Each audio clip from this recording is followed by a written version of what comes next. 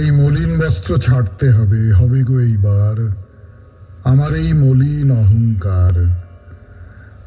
দিনের কাজে ধুলা লাগি, অনেক দাগে হলো দাগি, এমনি তপ্ত হয়ে আছে সহ্য করা ভার আমার এই মলিন অহংকার।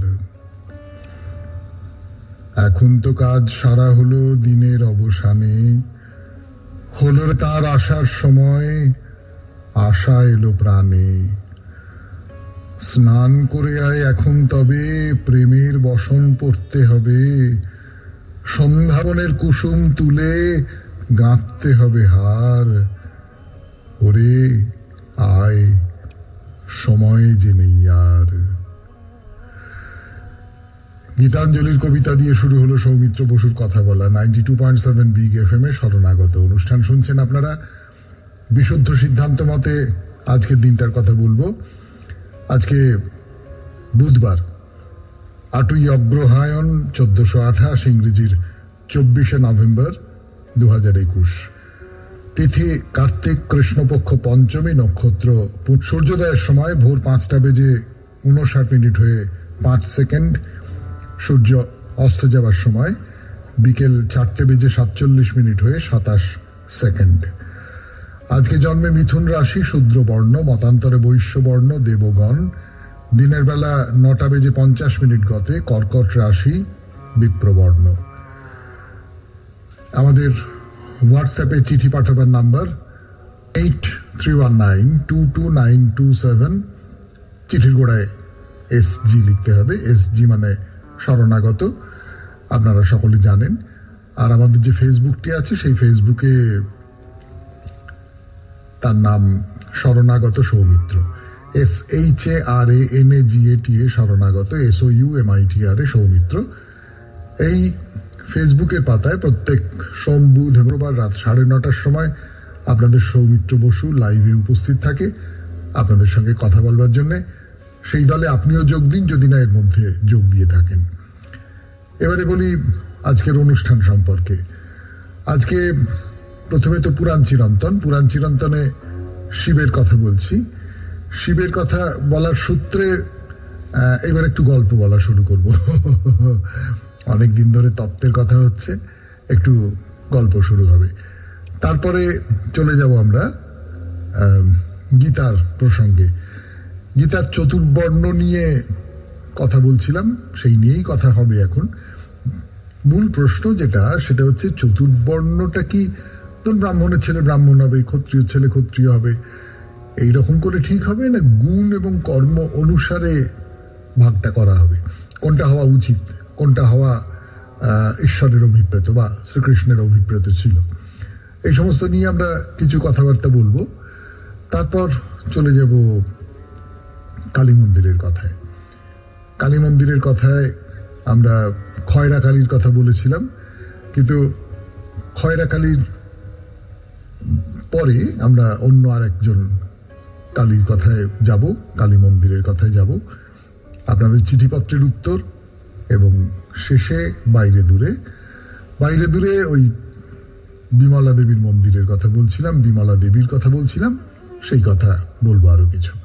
92.7 বিগ এফএম এর শরণাগত অনুষ্ঠানে এইবার গানের পর আপনাদের সৌমিত্র বসু ফিরে আসবে পুরাণ চিরন্তন নিয়ে শিবের কথা।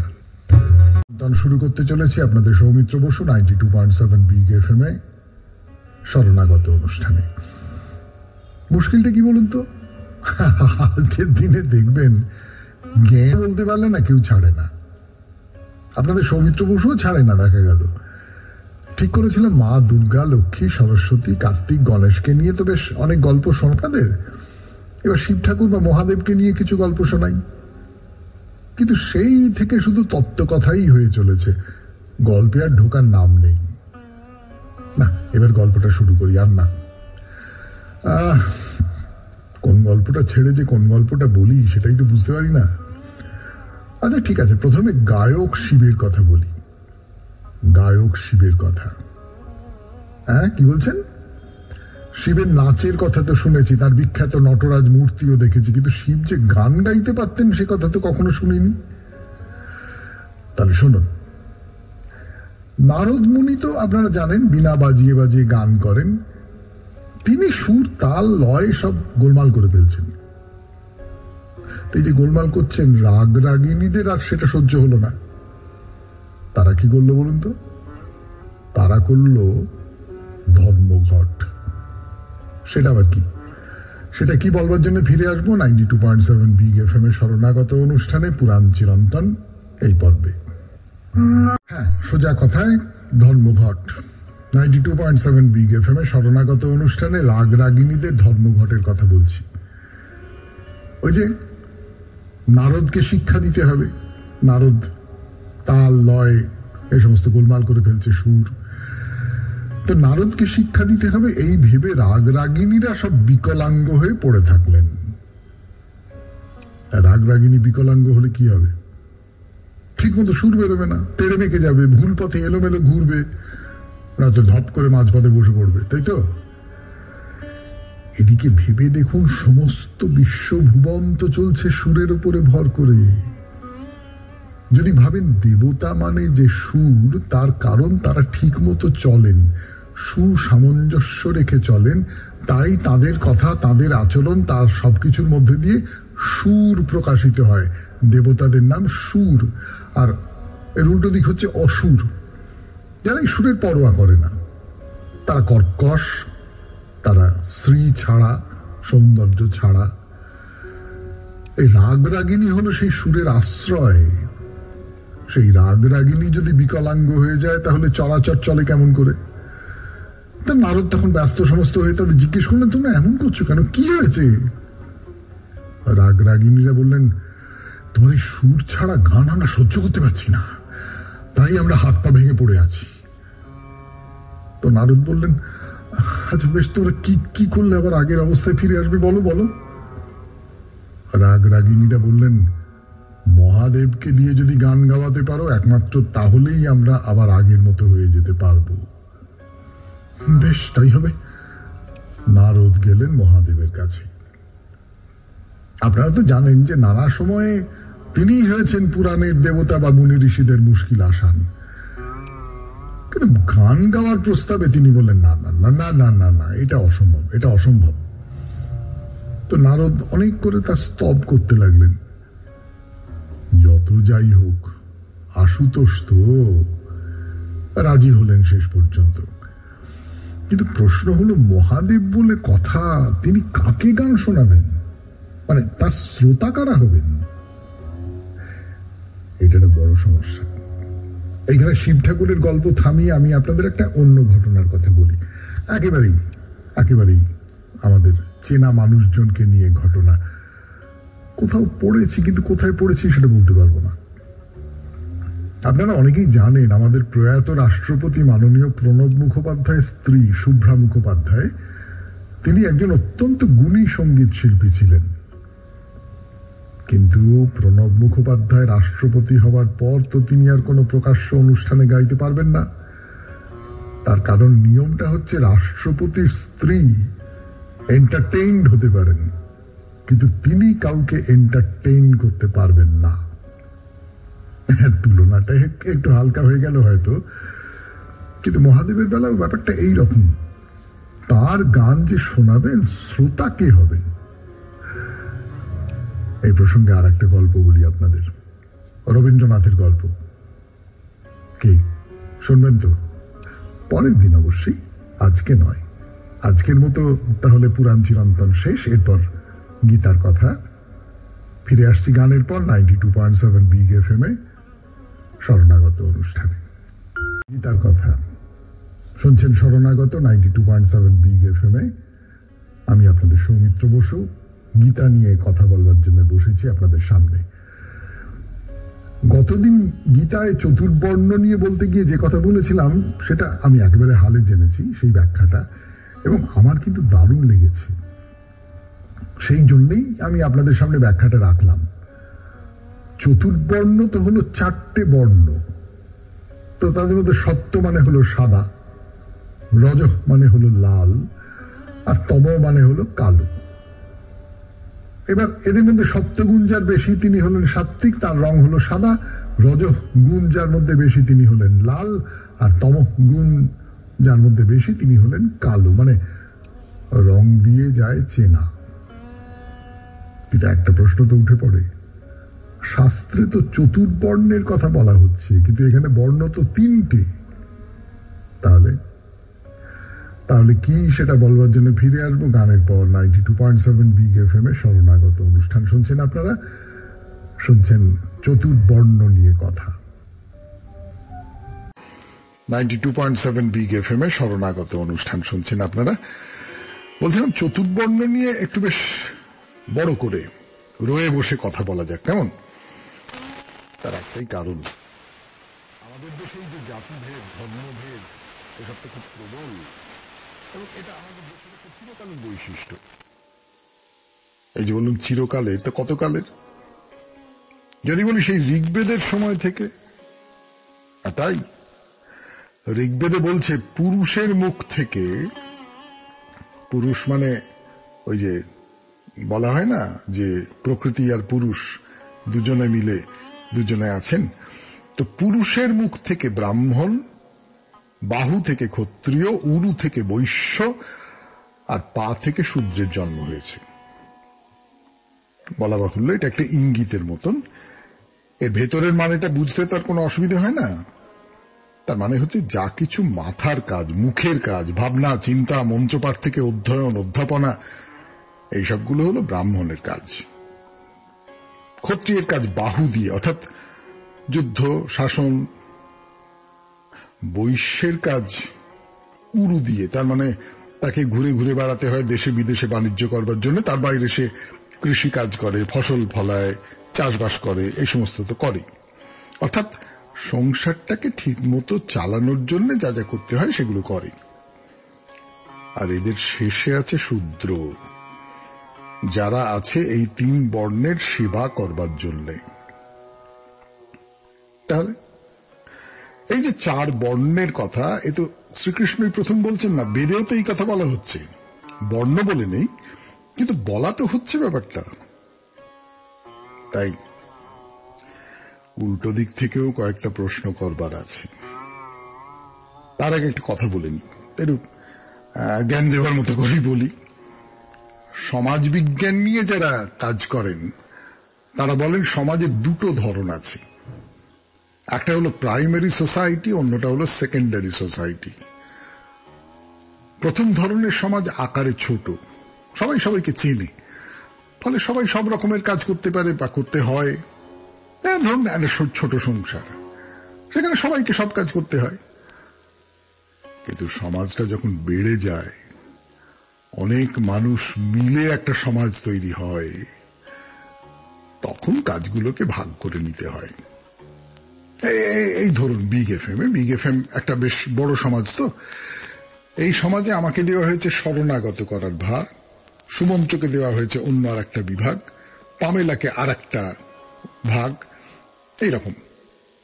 একে ইংরেজিতে বলে ডিভিশন অফ লেবার, বাংলায় হলো শ্রম বিভাজন। যদি এই চতুর্বর্ণকে শ্রম বিভাজনের দিক থেকে দেখি, পড়াশোনা পুজো আচ্ছা যে করবে সে তো আর যুদ্ধ করতে পারবে না। আবার যে যুদ্ধ করবে তার পক্ষে চাষবাস বা বাণিজ্য করা খুব কঠিন, অসম্ভব। আর শূদ্র নাকি পুরুষের পা থেকে জন্মেছে। আচ্ছা, পা থেকে জন্মেছে এই কথা বলে যে শূদ্রকে অপমান করা হলো, সে কথাই কি বলেছে? পা বললে কি অপমান করা হলো? আর যদি কারোর পাটা বাদ দিয়ে দেওয়া হয়, তাহলে তো সে বুঝবে পা থাকা কতটা জরুরি। অর্থাৎ যারা এই চতুর্বর্ণের পক্ষে সওয়াল করেন, তারা এই যে উঁচু নিচু ভেদটা করেন, এই ভেদটা না করলেও হয়তো চলে।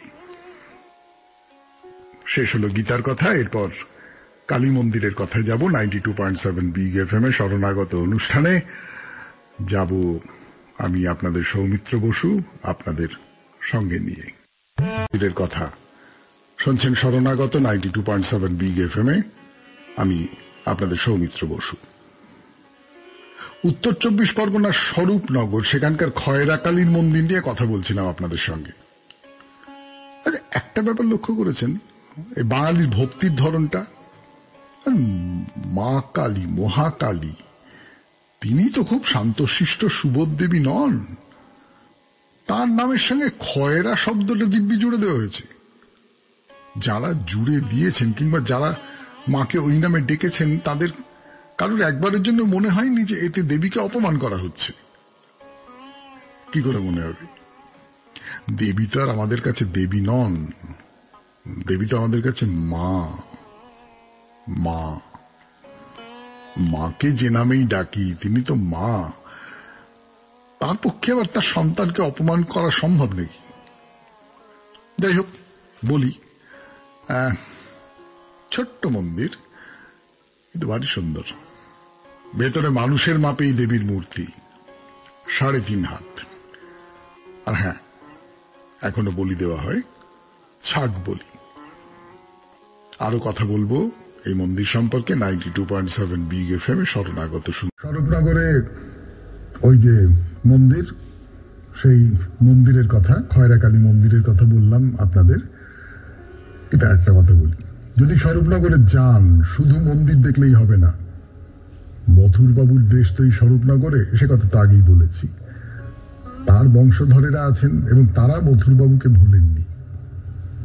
মথুরবাবুর যেখানে জন্ম হয়েছিল সেই জায়গাটা একটা বেদি করে বাঁধিয়ে দেওয়া আছে এবং লোহার গ্রিল দিয়ে ঘিরে টিরে দেওয়া হয়েছে। একটা রুদ্রাক্ষ গাছ লাগিয়ে দেওয়া হয়েছে সেইখানে। স্বয়ং শ্রী রামকৃষ্ণ পরমহংসদেবের ভান্ডারী ছিলেন যিনি, তাকে তার গ্রামের লোকেরা, তার উত্তর পুরুষেরা এইভাবে মনে রেখেছে। আর মনে রেখেছে, সে তো মনে রাখতেই হবে ঠাকুর শ্রী রামকৃষ্ণ পরমহংসদেবকে। তিনি যে বেলগাছটির তলায় এসে বসতেন, সেইখানে একটা সুন্দর বেদি করে দেওয়া আছে। মনে আছে, মনে আছে, মনে আছে, কোথাও না কোথাও, কোনো না কোনো মনে অতীত থেকেই যায়, তাই না? এবার আর একটা মন্দিরের কথায় যাব, কালী মন্দিরের কথায়। আসলে আমাদের এইটা সুবিধে, ইচ্ছে মতো ঘুরে বেড়ানো যায়। এই ছিলাম কন্যাকুমারী, তো পরক্ষণেই চলে গেলাম হিমালয়, এরকম আর কি।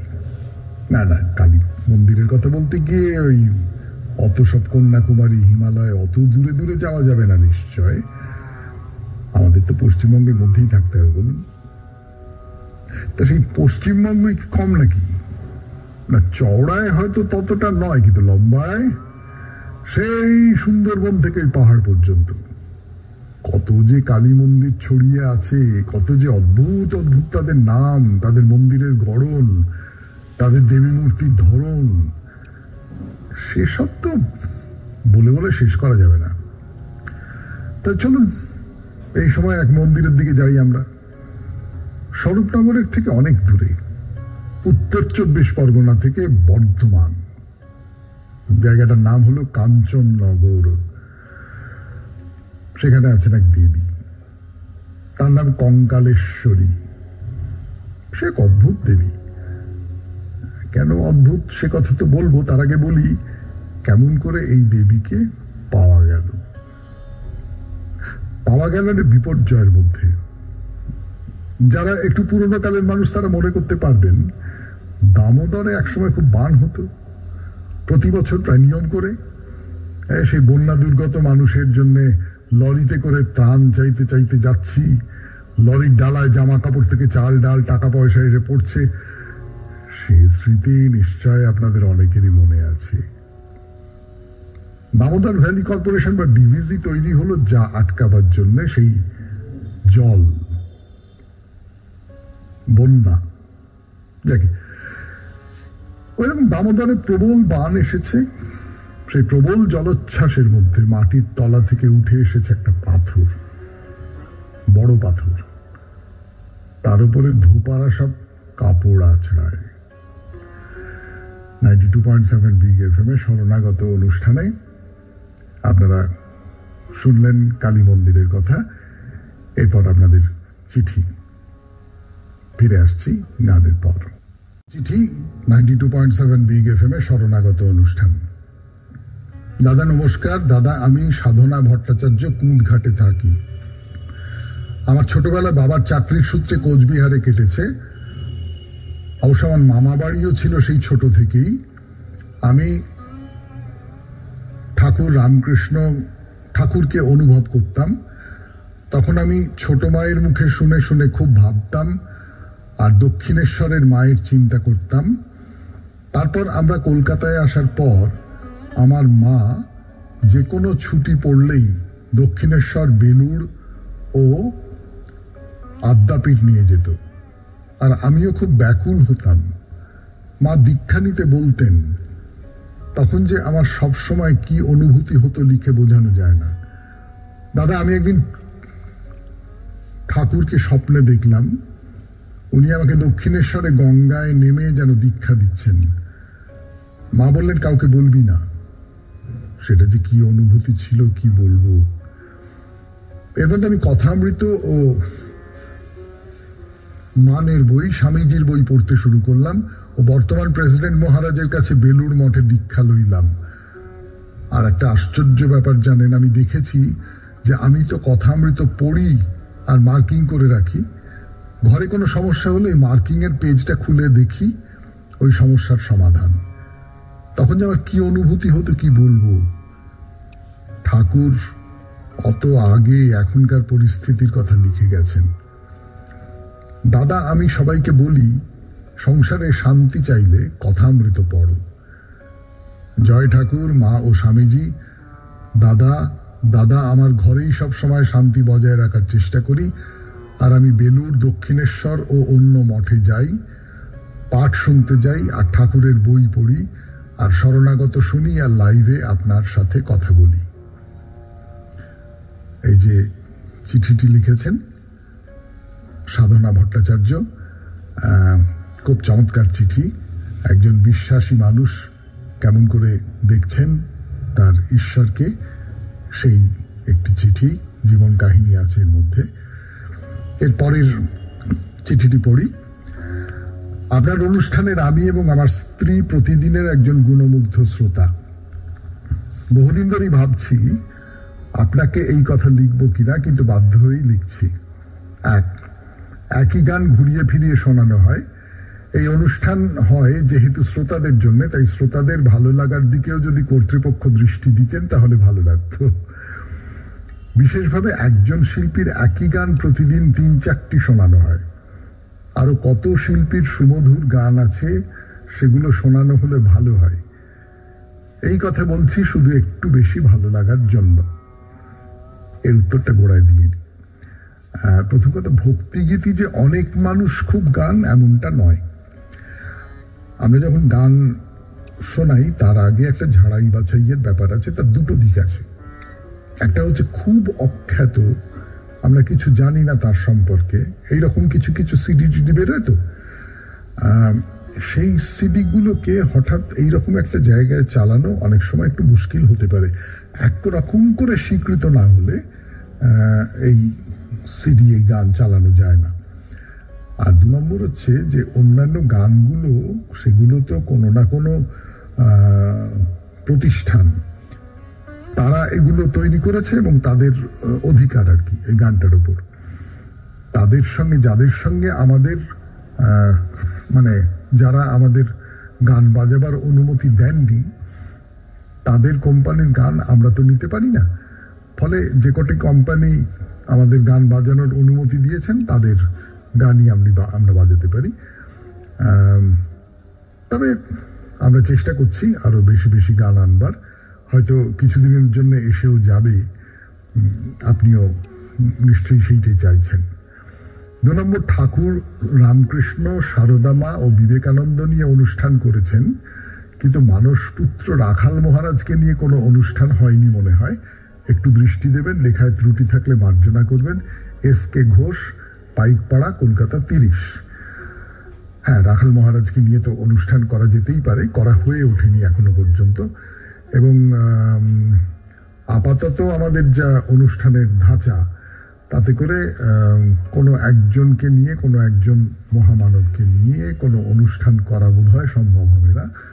ফলত আপাতত আপনার কথাটা আমার মাথায় রইল, রাখাল মহারাজকে নিয়ে অনুষ্ঠান পরে নিশ্চয়ই কোনো একটা সময় করা যাবে। চিঠিপত্র শেষ, সেইবার তাহলে বাইরে দূরে 92.7 বিগ এফএমে শুনছেন শরণাগত জীবনের সহজ পাঠ। বাইরে দূরে 92.7 বিগ এফএমে শরণাগত অনুষ্ঠানে এবার শুরু হচ্ছে বাইরে দূরে। পুরীতে জগন্নাথ মন্দিরের মধ্যে যে শক্তিপীঠ আছে তার কথা চলছে কদিন ধরে, বিমলা দেবীর কথা। একটা খুব ব্যতিক্রমী ব্যাপার, এবং আমাকে যদি জিজ্ঞেস করেন তো বলবো যে এই ব্যতিক্রমী ব্যাপারটা সব ক্ষেত্রে স্বাগত। ব্যাপারটা কি? জগন্নাথ দেব তো বিষ্ণু বা কৃষ্ণের প্রকাশ, কিন্তু তিনি আবার বিমলা দেবীর ভৈরব। অর্থাৎ জগন্নাথ দেব হলেন পুরুষ, বিমলা দেবী হলেন প্রকৃতি। কিন্তু যেটা খুব বলবার মতো কথা সেটা হলো এই ভৈরব শব্দটা। ভৈরব মানে তো শিব, তাহলে জগন্নাথ দেব আর ভৈরব শিবকে একাকার করে দেওয়া হয়েছে। বৈষ্ণব আর শৈব এবং সতীপীঠের বিমলা দেবী, তার মানে শাক্ত, এই তিনটে ধারা একসঙ্গে মিলে যাচ্ছে জগন্নাথের মন্দিরে। এবং সেটা কিন্তু কোনো একটা ওই কোণে লুকিয়ে থাকা সমাজে গুরুত্বহীন কোনো মন্দির নয়, পুরীর জগন্নাথের মন্দির। ভাবা যায়। ফিরে আসবো এই বিমলা দেবীর মন্দির নিয়ে আরো কথা বলবার জন্যে। আপনারা শুনছেন 92.7 বিগ এফএম, আপনারা শুনছেন শরণাগত, আপনারা শুনছেন আপনাদের সৌমিত্র বসুর কথা এবং আরো অনেক অনেক গান। এলাম গানের পর 92.7 বিগ এফএম এর শরণাগত অনুষ্ঠানে এখন বাইরে দূরে। আর একটা কথা বলি, দেখুন তো এই কথাটা আগে কখনো শুনেছেন কিনা। তান্ত্রিক মতে যারা সাধনা করেন তারা মনে করেন জগন্নাথ আসলে বিষ্ণুর প্রকাশ নন, তিনি আসলে শিবের প্রকাশ। সেই জন্যই তার সঙ্গে আছেন বিমলা দেবী। তান্ত্রিক মতে বিমলা দেবীর আর অনেকগুলো নাম আছে, যেমন কাত্যায়নী, দুর্গা, ভৈরবী, ভুবনেশ্বরী, একানাংসা দেবী। এরা সকলেই শাক্ত দেবীর নানা রূপ। কিন্তু না, অনেক তত্ত্ব কথা হলো, তাহলে চলুন দেবীকে দর্শন করে আসি। আগেই বলেছি মন্দিরটি বড় সুন্দর। বাইরের চত্বর থেকে সিঁড়ি বেয়ে উঠে গেলেন মন্দিরে। যদি অন্যদের সঙ্গে থাকেন তাহলে অন্যরকম, কিন্তু এমনটা যদি হয় আপনি একা ঢুকছেন এই মন্দিরে, বুকের ভেতরে কেমন দূর দূর করবে। কিন্তু বিরাট বিরাট থাম, বড় বড় দালান, এইসব পার হয়ে আপনি চলেছেন গর্ভগৃহের দিকে। সেখানে অধিষ্ঠিতা আছেন বিমলা দেবী। যদি কপাল ভালো থাকে তাহলে আরতির সময়টায় হয়তো আপনি ঢুকে পড়লেন সেখানে। কেন কপালের কথা বললাম সেটা এবার বলি। গর্ভগৃহের ভেতরটা অন্ধকার। আরতির সময় একজন পুরোহিত বাঁশি বাজান। সেটা ঠিক বাঁশি বলা যাবে কিনা আমি ঠিক জানি না, খানিকটা শিঙার মতো মনে হয়, অনেক লম্বা লম্বা, পেতলের তৈরি এবং খুব সরু, মুখের দিকটা অল্প একটু চওড়া হয়ে গেছে, সারা গায়ে লাল কাপড় জড়ানো। গর্ভগৃহের ভেতরে পুরোহিত তিনটে প্রদীপের একটি পাত্র হাতে নিয়ে আরতি করছেন। অন্ধকার ঘরে দেবীর মুখের ওপর সেই আলো এসে পড়েছে, আলো নাচছে, সেই আলোয় নেচে উঠছে দেবীর মুখ। দেবীর মুখ ঘোর কৃষ্ণবর্ণ, ওষ্ঠ লাল, বড় বড় চোখ, দেখলে ভয়ঙ্কর মনে হয়। এই দেবীর সঙ্গে যে তন্ত্রশাস্ত্রের সম্পর্ক আছে তা মূর্তি দেখলেই বোঝা যায়। তার মাথায় রূপোর মুকুট, সারা গায়ে সাদা রঙের রূপোর অলংকার, তার কালো রঙের সঙ্গে একটা বৈপরীত্য তৈরি করেছে। এই হলেন বিমলা দেবী, জগন্নাথ দেবের শক্তি। এই মন্দিরে একটা খুব বড় পুজো যে দুর্গা পুজো 16 দিন ধরে চলে, সে তো বলেছি। আর একটা খুব বড় উৎসবের কথা শোনাই আপনাদের। বিমলা দেবী মন্দিরের প্রতিষ্ঠা দিবস খুব বড় করে হয়, খুব আড়ম্বর করে। জগৎগুরু শঙ্করাচার্য এসে নারকোল ভেঙে এর উদ্বোধন করেন। মন্দিরের মধ্যে যজ্ঞবেদী তৈরি হবে, তাতে 3 দিন ধরে চলবে হোম ও যজ্ঞ।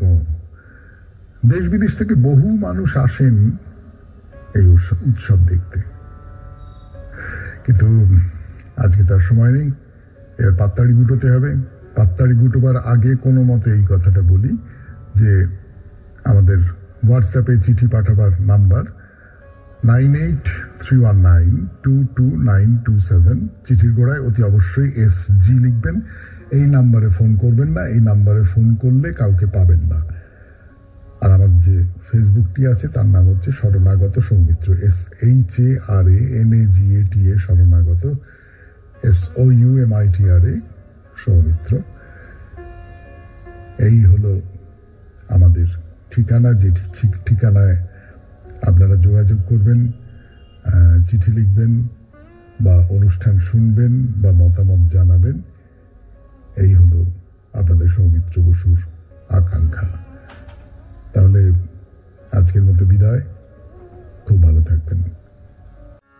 এই মলিন বস্ত্র ছাড়তে হবে, হবে গো এইবার আমার এই মলিন অহংকার। দিনের কাজে ধুলা লাগি, অনেক দাগে হলো দাগি, এমনি তপ্ত হয়ে